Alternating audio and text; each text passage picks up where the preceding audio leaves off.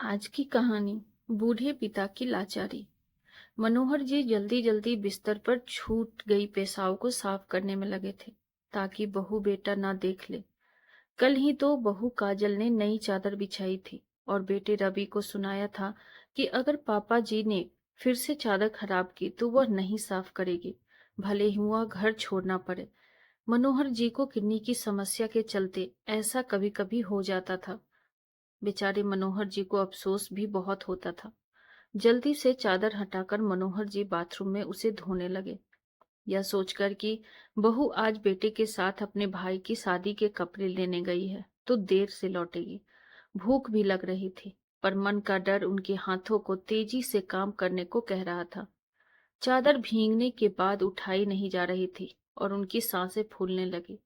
तभी उन्होंने सामने अचानक बेटे बहू को खड़ा पाकर वे बस इतना बोले, बहू अब नहीं होगा, मैंने साफ कर दी है।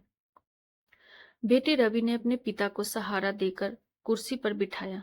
बहू ने नाराजगी से कहा, देख लो, फिर तुम्हारे पिता ने बिस्तर खराब कर दिया, कितनी बदबू आ रही है, इन्हें अस्पताल में भर्ती करवाओ। रवि ने बहू को शांत करते हुए कहा, तुम अपने मायके जा सकती हो, उस बाप को कैसे छोड़ सकता हूँ जिसने मेरी पैंट तक साफ की थी जब मैं कच्छे में पॉटी कर देता था।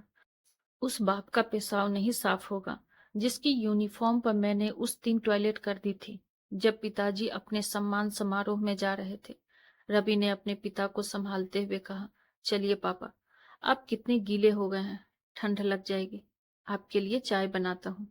बेटे ने दीवान से नई चादर निकालकर बिस्तर पर बिछाई, मनोहर जी को बैठाया, उनके कपड़े बदले और अपने हाथों से चाय पिलाने लगा। मनोहर जी के कपकपाते हाथ बेटे के सिर पर आशीर्वाद देने के लिए आ गए। उनकी आंखों से आंसू बह निकले जिन्हें वे धोती के कोनों से पोंछते जा रहे थे।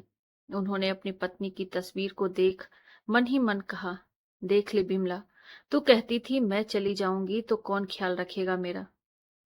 हमारा रवि देख कैसे तेरे बुढ़ऊ की सेवा कर रहा है। दरवाजे पर खड़ी बहू काजल भी पश्चाताप के आंसू बहा रही थी। इस घटना ने उसे एहसास दिलाया कि परिवार का हर सदस्य चाहे कितना भी कमजोर क्यों न हो, अपने स्नेह और सम्मान के हकदार होते हैं। Thank you.